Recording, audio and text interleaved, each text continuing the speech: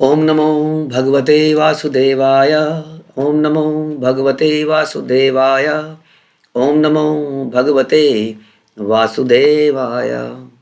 श्रीमद् भागवतम तीसरा कैंटो 22वां अध्याय और 5वां श्लोक। तो हम लोग चर्चा कर रहे हैं अब स्वयंभू मनु किस प्रकार से कर्दम मुनि की ग्लोरिफिकेशन करना शुरू करते हैं। हम्म? तो बहुत ही बढ़िया इसमें डिस्कशन हो रहा है, उसी को आगे बढ़ाते हैं। श्लोक संख्या 5वां। तव संदर्शनात् एव छिन्ना में सर्व संशय यत् स्वयं भगवान प्रीत्या धर्मम माह रिरीक्षिसो। अब आपके दर्शन मात्र से मेरे सारे संदेह दूर हो चुके हैं, क्योंकि आपने कृपा पूर्वक अपनी प्रजा की रक्षा के लिए उत्सुक राजा के कर्तव्यों की सुस्पष्ट व्याख्या की है। बहुत ही बढ़िया श्लोक है। तो सबसे पहले प्रभुपाद बता रहे हैं कि श्लोक में मनु जो है साधु पुरुष के दर्शन के फल का वर्णन कर रहे हैं। जैसे हम सुनते हैं कि साधु संग साधु संग साधु संग, सर्व शास्त्र कहे लव मात्र साधु संग सर्व सिद्धि है। यदि हम 1 सेकंड का 11वां 12वां हिस्सा भी किसी साधु का संग कर लेते हैं, तो उससे हमें जीवन में वो सिद्धि प्राप्त होती है जो अदरवाइज घंटों तक संसार में रह के प्राप्त नहीं होती है। इसलिए थोड़ा सा भी अगर साधु का संग मिले तो हमें लेना चाहिए, किसी भी प्रकार से उसकी वाणी को सुनकर, उसकी सेवा कर कर, उसके निर्देशों का पालन कर कर इत्यादि। तो यहाँ पर उसी का बता रहे हैं कि कर्दम मुनि को बता रहे हैं कि कर्दम मुनि का दर्शन प्राप्त किया स्वयंभू मनु ने, तो कह रहे हैं कि आपका दर्शन पाने से मेरे सारे संदेह दूर हो गए। तो हमारे जीवन में सबसे बड़ी बाधा होती है संदेह, और गुरु क्या करता है, ज्ञान की शलाका, ज्ञानंजन शलाकया, ज्ञान की टॉर्च देकर इस संदेह को दूर कर कर हमें परम सुख प्रदान करते हैं। तो भगवान चैतन्य का कथन है कि मनुष्य को चाहिए कि सदैव साधु पुरुषों की संगति करे, क्योंकि एक क्षण की भी सुसंगति सिद्धि एक्चुअली उससे प्राप्त हो सकती है। यदि किसी प्रकार से साधु पुरुष से भेंट हो जाए तो उसकी कृपा प्राप्त हो लें तो मनुष्य जीवन का उद्देश्य पूरा हो जाता है। और प्रभुपाद अपने एग्जाम्पल बताते हैं कि इसी प्रकार से प्रभुपाद अपने गुरु महाराज श्रील भक्ति सिद्धांत सरस्वती से मिले, और पहली ही मीटिंग में श्रील प्रभुपाद के गुरु महाराज ने उनको बोला कि तुम्हें पाश्चात्य देश में जाकर प्रचार करना चाहिए। इस प्रकार से उन्हें ट्रांसीडेंटल सेवा मिल गई। उसकी कोई तैयारी नहीं थी, प्रभुपाद उसके लिए रेडी नहीं थे, पहली बार तो आए थे। प्रभुपाद खुद ही देशभक्त थे, देश को आज़ाद करने में लगे थे, गांधी मूवमेंट में पार्टिसिपेट कर रहे थे, लेकिन उनके गुरु ने बोला कि कृष्ण भावना में अर्जेंट अफेयर, ये किसी देश के आज़ाद होने का वेट नहीं कर सकता, क्योंकि सारा संसार ही इसमें जल रहा है, किसमें, इस भौतिक आग में। इसलिए आप you can not wait, we can not wait, हाँ, कि इसका प्रचार का वेट किया जाए। तो इस प्रकार से एक दिव्य इंस्ट्रक्शन प्रभुपाद को मिली, और उसके माध्यम से प्रभुपाद ने पूरे संसार को बदला। ऐसा प्रभुपाद लिख रहे हैं कि हम प्रयास कर रहे हैं ऐसा करने का, पूरे संसार में प्रचार करने का। तो इस प्रकार से लव मात्र साधु संग, थोड़ा सा साधु संग मिल गया प्रभुपाद को समहाउ, किसी के कारण से, और उनका पूरा जीवन उस भेंट से बदल गया, उस एक भेंट से, जिसमें प्रभुपाद आना भी नहीं चाह रहे थे। प्रभुपाद को उनके दोस्त लेके आए, क्योंकि प्रभुपाद को लगता था कई सारे साधु ऐसे ही बोलते हैं, हाँ, शास्त्रों के आधार पर नहीं बोलते। तो उनका मित्र बोलते हैं कि नहीं, दिस साधु इज डिफरेंट, ये साधु डिफरेंट है, तुम्हें इससे जरूर मिलना चाहिए। और उसके मिलकर प्रभुपाद का जीवन बदल जाता है। इसलिए इसी का एग्जाम्पल है कि कैसे थोड़ा सा भी साधु का संग हमें पूरा हमारा जीवन बदल सकता है। लेकिन साधु का संग करने का मतलब हो गया भौतिक लोगों का संग छोड़ना, क्योंकि जितनी देर साधु के पास रहेंगे वो कोई भौतिक चर्चा नहीं होगी, कोई टीवी की, सीरियल की, वीडियो की, मूवी की, मैचेस की, आजकल की चर्चा, hottest latest hot news etcetera, उसको त्याग के ही तो आदमी साधु के पास जाएगा, क्योंकि साधु के पास एक डिफरेंट एनवायरनमेंट है। ऐसा लगता है कि डिफरेंट एरा में पहुंच गए हम लोग, डिफरेंट तरह की बातें हो रही हैं। तो उसके लिए हमें एक्सेप्टेबिलिटी बनानी पड़ेगी अपनी। बड़ी श्रद्धा से जब हम साधु के पास जाएंगे, आगे आने वाले कुछ श्लोक इसी के ऊपर ज़्यादा फोकस करेंगे। तो दूसरा यहाँ पर ये कहते हैं कि आपने बड़ी कृपा से मुझे मेरे राजा के कर्तव्यों के बारे में बताया। अब कर्दम मुनि ने तो राजा की प्रशंसा करी थी, हाँ, तो जब हमारी कोई प्रशंसा करता है तो हमें क्या सोचना चाहिए, अच्छा ये मुझे बोल रहा है कि ऐसा मुझे करना चाहिए। तो शंभु मनु कह रहे हैं आपने मुझे मेरे कर्तव्य याद दिलाए, मैं करता नहीं हूँ ऐसा बोलना चाह रहे हूँ, out of humility, although he was a great devotee and a king. तो बोलते हैं कि आप चाहते हैं कि मैं ऐसे कर्तव्य को पूरा करूं, इसलिए आपने मुझे ये सब बताया। तो हमें कोई हमारे गुणों के बारे में बताए तो हमें सोचना चाहिए कि ये कहना चाह रहे हैं कि ऐसे गुण तुम अर्जित करो। तो बड़ी ह्यूमिलिटी से उन्होंने ये बात बोली। दृष्टया में भगवान दृष्टः दुदुर्षः या अकृतात्मनाम दृष्टया पादरजः स्पृष्टम शीर्षणा में भवता शिवम। ये मेरा सौभाग्य है कि मुझे आपके दर्शन हो सके, क्योंकि जिन लोगों ने अपने मन तथा इंद्रियों को वश में नहीं किया उन्हें आपके दर्शन दुर्लभ हैं। ये है, देखिए दर्शन जो हमें होते हैं वो कितने रेयर है। हाँ, ये एक्चुअली में ऐसा बोला जाता है कि हमें जब साधु का संग मिलता है वो भी हमें हमारे कार्यों की वजह से नहीं मिलता।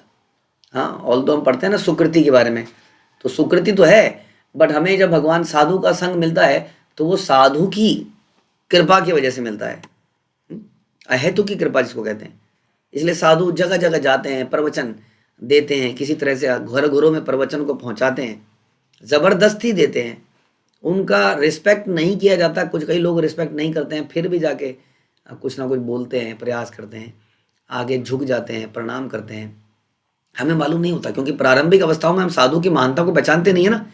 जैसे शिल प्रभुपाद जब विदेश में गए तो ये विदेशी पहचान थोड़ी पाए कि ये इतने महान व्यक्ति हैं, इतने संत हैं। हाँ, ऐसा हम सुनते हैं कि ऐसी जगह में वो रहते थे जहाँ नशेड़ी लोग रहते थे। कई बार प्रभुपाद के रूम के बाहर वो लोग वहीं पर पेशाब कर देते थे, बाहर, मतलब सड़क में ही, उनके घर के बाहर। और उनके घर में जब वो आते थे तो वो झूठे बर्तनों को उठाते तक नहीं थे, धोते तक नहीं थे, प्रभुपाद उनको धोते थे। और बाद में दे रियलाइज्ड, ओ ये हमने क्या किया था। So we realise it later on कि इसकी क्या इंपॉर्टेंस थी। यहाँ पर बताया जा रहा है कि वो कह रहे हैं कि मेरा सौभाग्य है कि मुझे आपके दर्शन हुए। ऐसा हमारा जिस जो व्यक्ति इसको जितना सौभाग्य की तरह लेगा उसके अंदर उतना ज़्यादा परिवर्तन आएगा।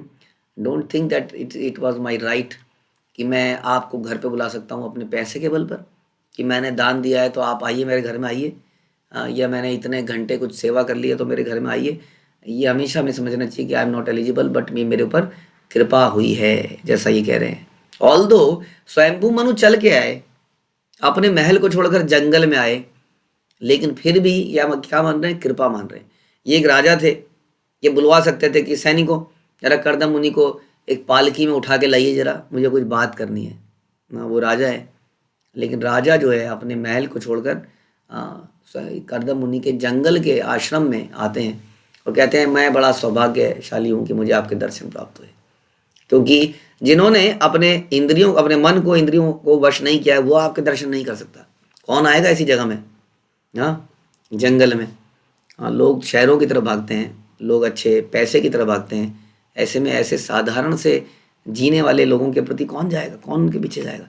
वही जाएगा जिसने अपने मन और इंद्रियों को नियंत्रण किया, वही उनका प्रवचन सुनेगा। आज की डेट में जब इतना सारा मैटर यूट्यूब में है, इतने सारे चैनल्स हैं, म्यूज़िक है, टेलीविज़न्स हैं, मूवीज़ हैं, तब उस ऐसी डेट में कोई टीम्स के ऊपर ये लेक्चर सुनता है तो डेफिनेटली उस व्यक्ति के कुछ ना कुछ, उसने कहीं ना कहीं अपनी इंद्रियों को, मन को संयम किया है, तभी वो साधु संग लेने का प्रयास कर रहा है। तो ऐसे ही वो कहते हैं कि मेरे पर बड़ी कृपा है, मैं आपके चरणों की धूलि को सर पर धारण करता हूँ। हाँ, ये भी बड़ा इंपॉर्टेंट लाइन है, इसके ऊपर प्रभुपाद बोलेंगे। आपके चरणों की धूलि को सिर से स्पर्श करके और भी कृत कृत्य हो गया हूँ। जब जनरली हम प्रणाम करते हैं ना, ऐसे हम लोग दंडवत या पंचांग प्रणाम करते हैं, सर को जमीन पे लगाते हैं, उसी जमीन पे तो हाँ वो साधु ने विचरण किया होगा। इसका बड़ा लाभ होता है।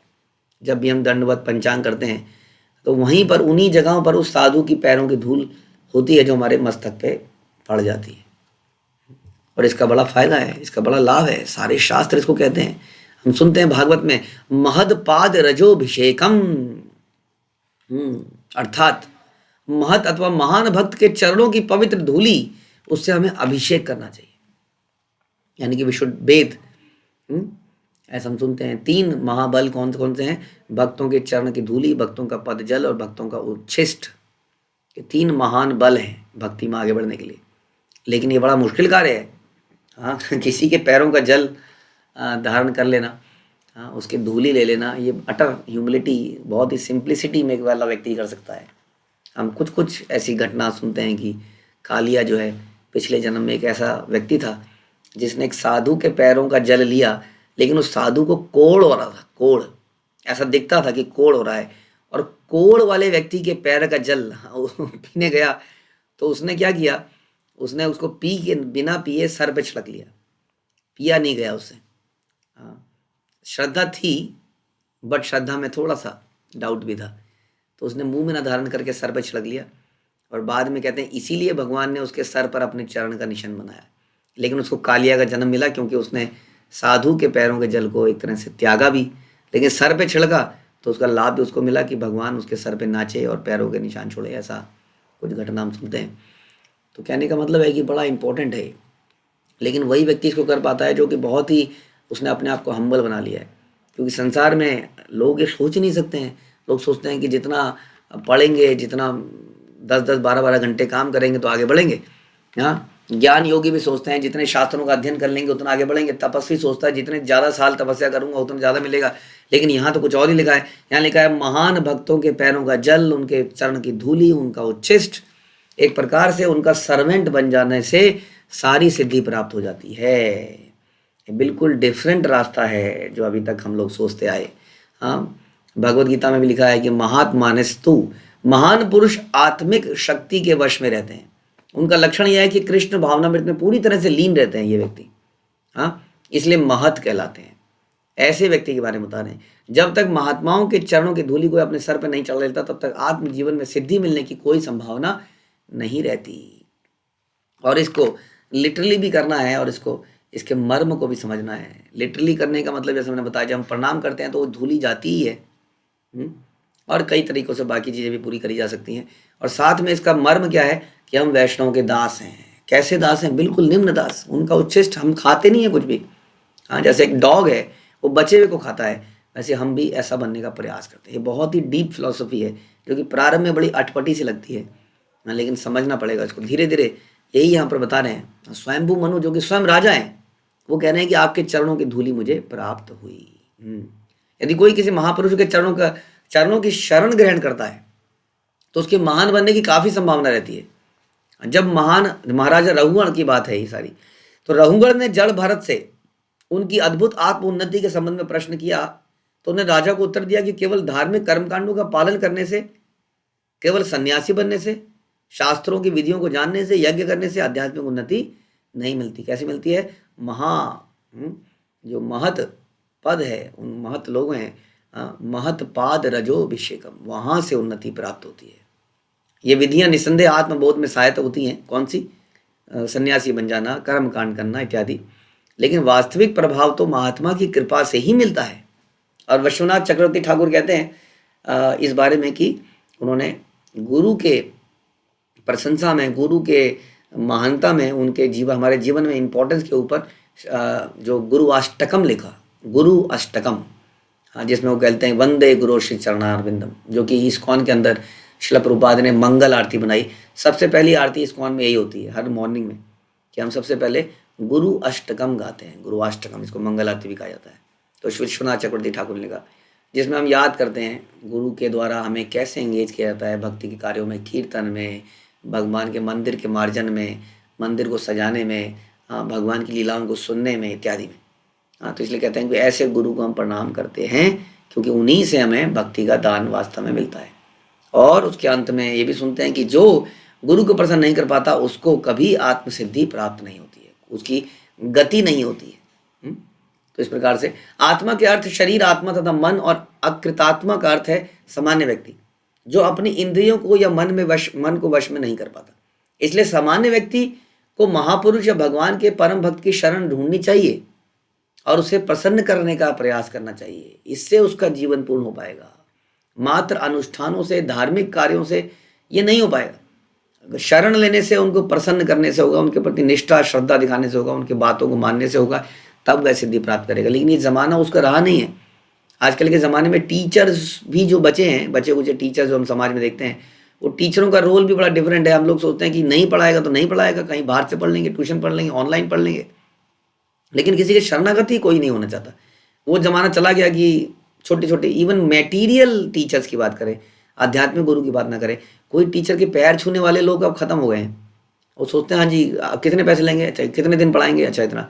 और टोटली प्रोफेशनल डीलिंग है, लेन देन है, इसमें शरणागति। तो इस ऐसे समय में किसी की शरणागति होकर उसको प्रसन्न करने का भाव, तो बाप रे बाप, इसीलिए लोग गुरु धारण नहीं करना चाहते हैं। इसलिए लोग निराकार की तरफ ज़्यादा अट्रैक्ट होते हैं, क्योंकि निराकार के प्रति किसी की शरणागति नहीं करनी है, किसी को प्रसन्न नहीं करना है। घर में बैठना है, कुछ किताबें पढ़नी है, कुछ गूगलिंग करनी है, कुछ ज्ञान लेना है, कहीं मेट्रो में आते जाते, कार में चढ़ते फिरते कुछ आध्यात्मिकता पे कभी चर्चा चले तो कुछ चर्चा चला देनी है, अपने ज्ञान को भी दिखा देना है। ज्ञान का लोहा मैं भी जानता हूँ, तुम ही नहीं जानते हो। इस प्रकार से यहाँ पे बताया जा रहा है कृपा प्राप्त नहीं होगी। एक इल्यूजन में हम रहेंगे कि हम भी धार्मिक हैं, but that will not give the असली बेनिफिट। इसलिए कहते हैं यस्य प्रसादात भगवत प्रसादो, यस्य प्रसादात न गति कुतो अपि, ध्यायम स्तुवन्तस्य यशस्त्र संध्यम वंदे गुरु श्री चरणारविंद। गुरु की कृपा से ही भगवान की कृपा मिलती है, और गुरु की कृपा ना हो तो भगवान की कृपा नहीं मिलती है। और गुरु और वैष्णव हमारे जीवन में बड़े इंपॉर्टेंट होने चाहिए, जो कि यहाँ पर स्वयंभू मनु जैसे राजा बोल रहे हैं, मैटीरियली सक्सेसफुल ऑपुलेंट पर्सन, इस पृथ्वी के राजा इस बात को बोल रहे हैं कि तुम जैसा व्यक्ति जो कि जंगल में बैठा है, फटे कपड़े पहना है, तुम्हारे चरणों की धूलि से मुझे जीवन में सफलता प्राप्त होगी। हाँ, इसका मतलब जीवन की सफलता केवल मैटीरियल ऑपुलेंस नहीं है, कुछ और है, जो कि कर्दम मुनि के पास अधिक मात्रा में है, स्वयंभू मनु उसको चाहते हैं। तो इसी प्रकार का भाव हम पैदा करें, समझें कि महान लोगों का संग कितना इंपॉर्टेंट है, और उनका संग है उनकी वाणी में, खासतौर पर उनको प्रसन्न करने में। तब उनके हृदय से जो प्रार्थना निकलती है, हाँ, उस प्रार्थना को सुनकर भगवान हमें अपनी भक्ति देते हैं, हमारे प्रयासों से नहीं। हरे कृष्णा। श्रील प्रभुपाद की जय। ग्रंथराज श्रीमद् भागवतम की जय।